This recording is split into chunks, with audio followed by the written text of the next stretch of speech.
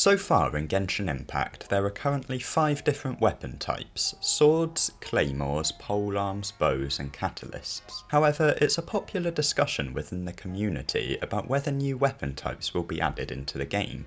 While there are currently no hints at a new weapon being added, there are theories to suggest that some may be added in the future. So in this video we'll discuss the possibility of this happening, and then we'll theorise some new weapons that could be added. So let's just get into it. First of all, we need to discuss if miHoYo will ever add a new weapon type. Personally, I believe that they will eventually.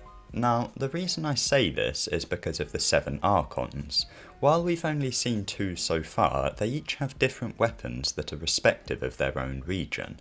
Barbatos uses a bow, and Mondstadt is based on Germany, which has the earliest bow remnants in all of Europe. Morax uses a polearm, and Liyue is based on China, and the earliest military weapon in China was a polearm or a spear. Therefore, I believe that each archon will have a unique weapon, and that it would relate to the country that their region is based on. Now, yes, this would go against my ideas in our Baal video, but since then I've changed my mind, and now I think that Baal would use a sword.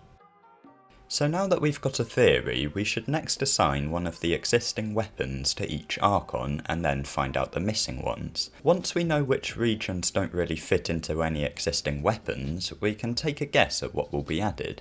So obviously we know Mondstadt is a bow and Liyue is a polearm, and I've said that Inazuma will use a sword. This is because Inazuma is based on Japan, and the swords are the closest things to katanas, which are traditionally Japanese. So the next region after that is Sumeru, the Dendro region, which is based on the Middle East and India. Now for this one, I'm actually going to take less inspiration from the country and instead more from its role in the game. Sumeru is the region of wisdom and scholars, and therefore I believe that the archon will use a catalyst due to it being the weapon for sorcery. However, I did still find links to India with, excuse my pronunciation, the chakram, a sharp, round disc that is thrown from atop a horse. Sure, catalysts are usually just throwing elemental blasts, but look at Klee.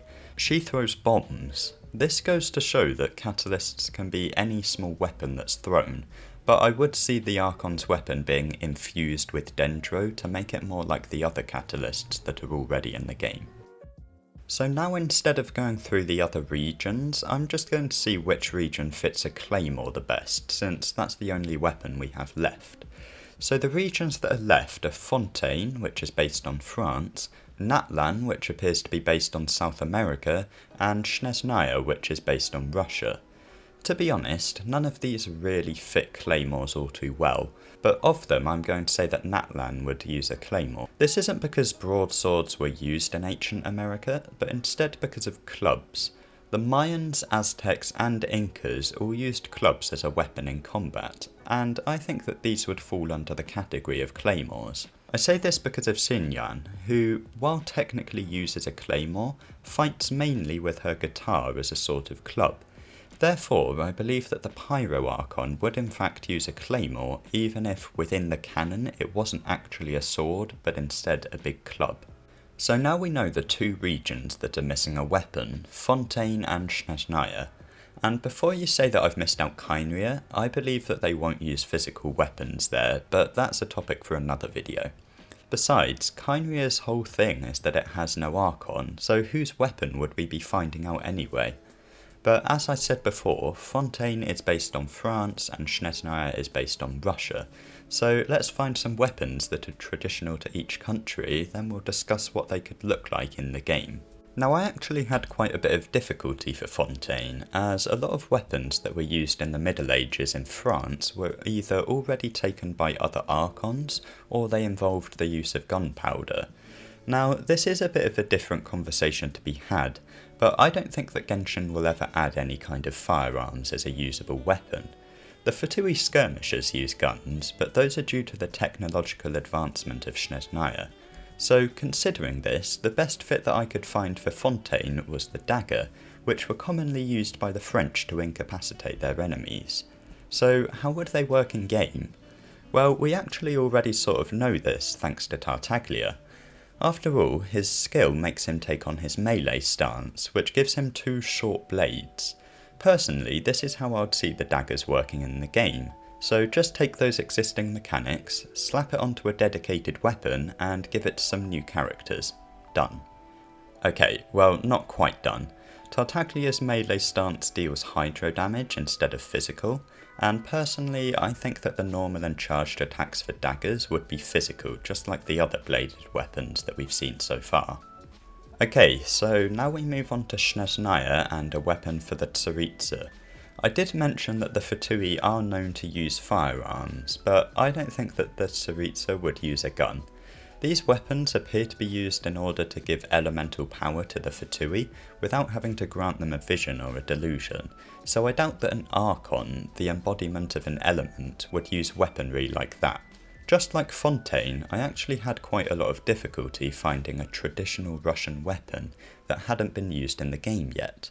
Mostly I found things like swords, spears and other European weapons from the time, until I eventually found the Cossack whip.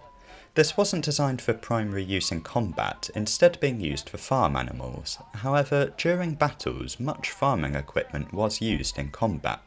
This whip is quite unusual because it's actually quite short and thick rather than long. If the Tsaritsa does use one of these, I can picture it being a short melee weapon, but her skill would temporarily extend it to deal a large AoE lash. But maybe we'll cover her as a playable character in a future video, because that would be quite interesting to talk about. But that's what I could think of for the new weapons. I will say that it's a popular idea to have a bare fist character, but this personally seems highly unlikely. First of all, it doesn't really fit with the style of the game, but secondly, and perhaps more importantly, how will the actual different weapons within the weapon type of fists work? Maybe knuckle dusters? A ring perhaps? I don't know, and honestly I don't really see it happening.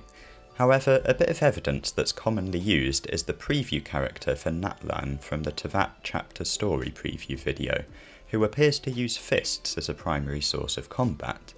But just because there's no weapon in the splash art doesn't mean they don't actually have a weapon. I mean, look at Chi-Chi or Ganyu or Hu Tao. They don't have any weapons in their splash art, but of course they do actually use weapons. I can't really guess at what this Natlan character will use specifically, but I'm sure that they will use a physical weapon, not just their fists. So that's all of the weapons that I could think of that might be added to Genshin. Of course, let us know down in the comments what weapons you'd like to see in the game, even if you don't have any reasoning, because it's still fun to imagine. Also, if you can think of any more appropriate weapons for each of the archons, then let me know. After all, I'm not a weapons expert nor a historian, I'm just a guy who uses Google. But yeah, I think that's about it, so have a good one.